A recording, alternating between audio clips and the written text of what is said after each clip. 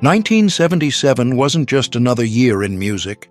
It was a hidden goldmine of unforgettable melodies and bold breakthroughs.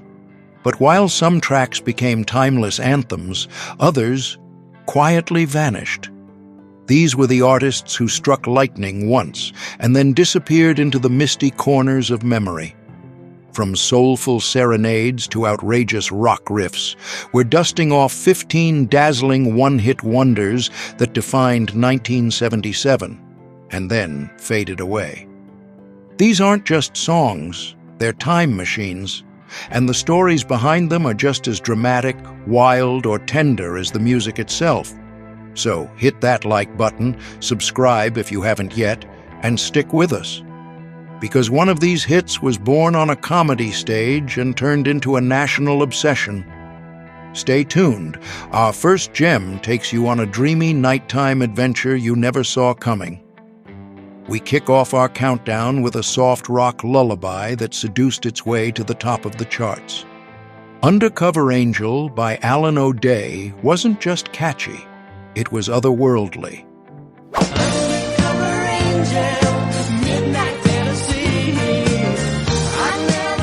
Released in April 1977, the song quickly soared to #1 on the Billboard Hot 100.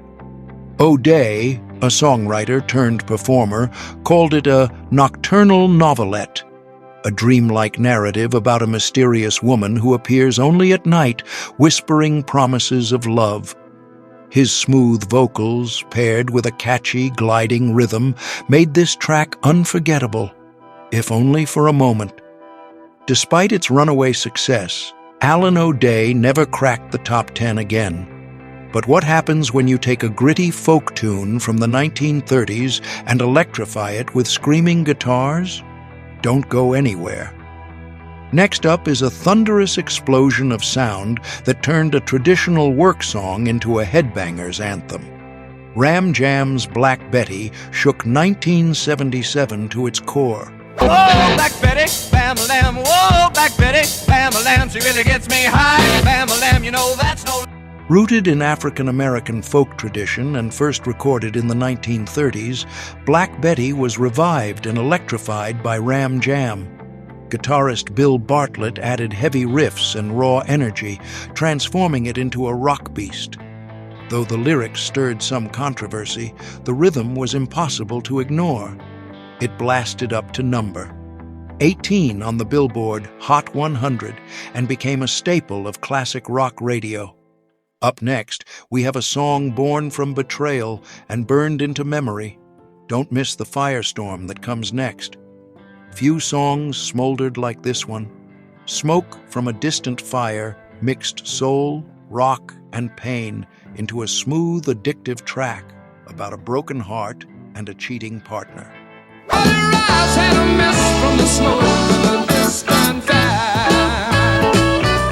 Written on a whim, this track reached #1, 9 on the Billboard Hot 100, and was recorded in Alabama's Muscle Shoals Sound Studio. Its clever metaphor, likening infidelity to smoke rising from a fire long gone, struck a chord with listeners. Despite its brilliance, the Sanford Townsend Band couldn't recapture the magic. But this song? Still smoldering. No ballad lit up 1977 quite like this. Debbie Boone's You Light Up My Life ruled the charts for a record-breaking 10 weeks.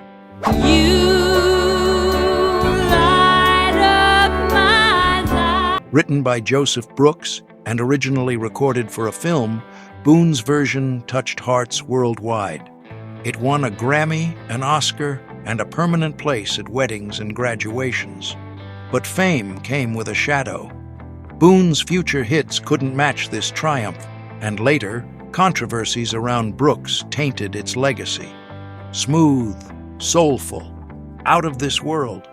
Float On by the Floaters wasn't just a song, it was a slow jam introduction to every Zodiac lover in the room.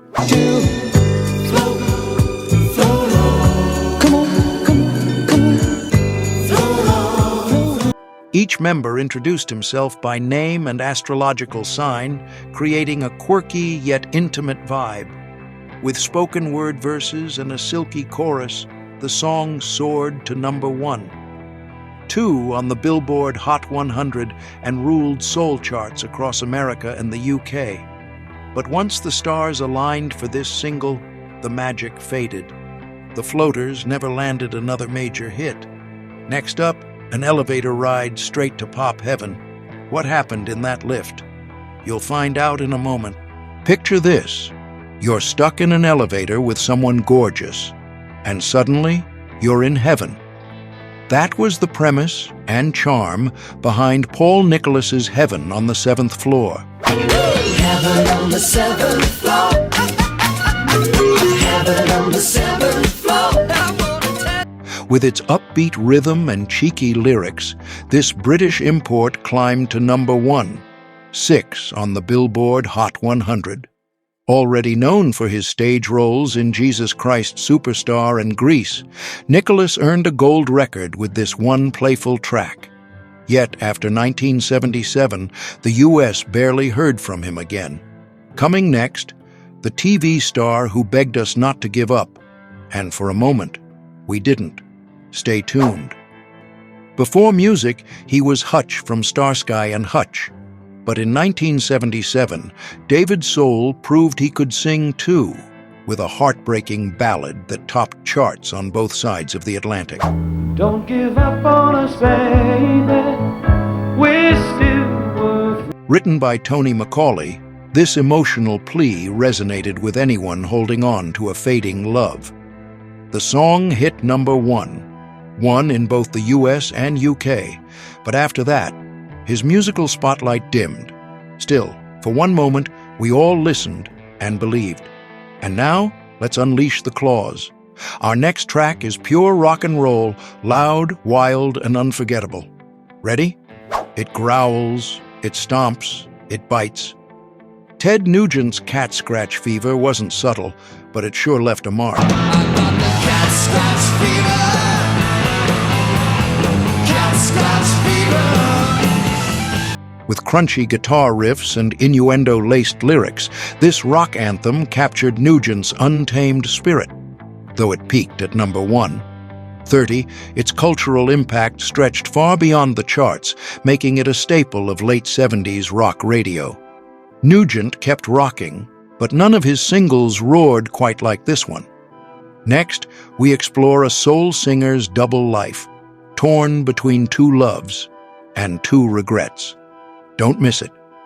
William Bell's Trying to Love. 2 painted the emotional chaos of being in love with 2 women and losing both.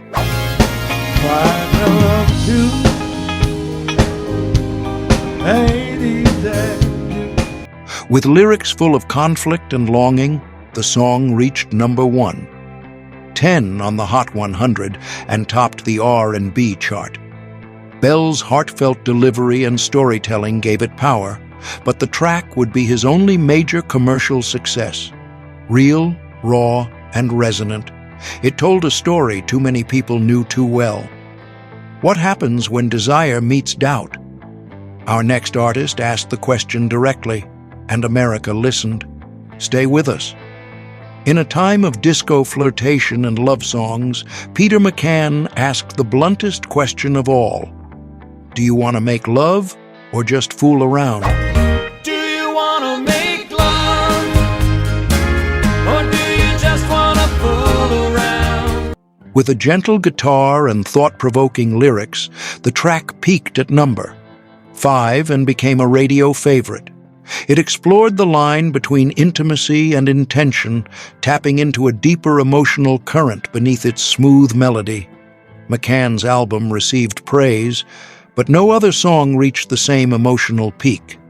Next, Betrayal meets Revenge, and it's sung by a woman who wasn't about to cry about it. Get ready. 3 women, 1 anthem of empowerment. Angel in Your Arms by Hot wasn't about heartbreak. It was about taking back power.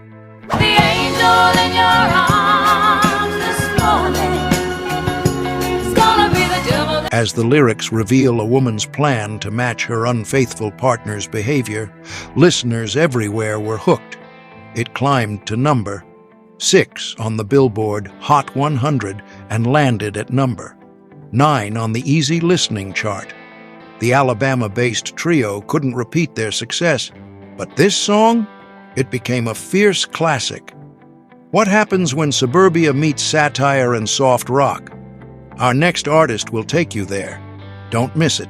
Quirky, tender, unmistakably specific. Dean Friedman's Ariel told the story of a Jersey girl who loved music, ran fundraisers, and wore her heart on her sleeve.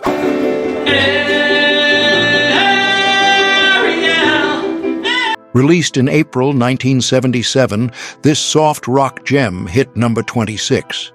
Its lyrics were hyper-local, packed with cultural references, and even mentioned Ariel's Jewish background, though radio edits later changed the line. Friedman delivered charm, wit, and vulnerability, but his storybook songwriting didn't catch on with mainstream audiences again. From suburbia, we moved to Temptation. The next soulful hit caught fire, but the group behind it burned out fast. Keep Watching. The title alone was enough to turn heads. High Energy's debut hit was as bold as it was irresistible. You can't turn me off, well, you can't tie in the middle of turning. Discovered by Gwen Gordy, sister of Motown's Berry Gordy, the girl group launched this sassy, romantic hit in 1977. It reached number 12 on the Hot 100 and number 2 on the Black Singles chart. Despite the strong start, they never repeated its success. But this seductive slow jam remains a fan favorite. Next up, the most inspiring track of them all, built for a champion and still played in stadiums today. You'll want to stand up for this one. Cue the trumpets. Bill Conti's Gonna Fly Now wasn't just a song, it was the heartbeat of a fighter. It was Rocky Balboa's soul charging up the Philadelphia steps.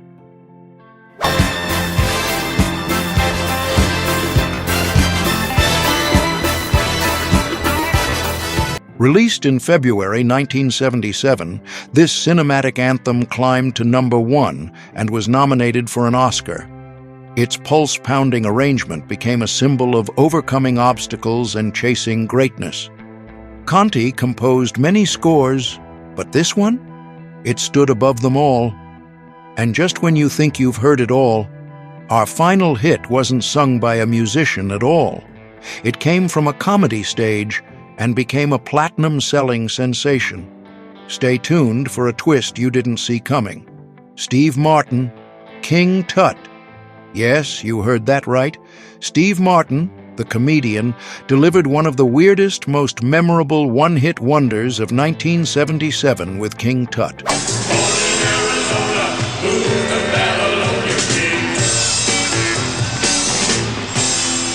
Premiering on SNL, the song mocked ancient history, funky fashion, and American consumerism, all wrapped in hilarious lyrics and saxophone solos.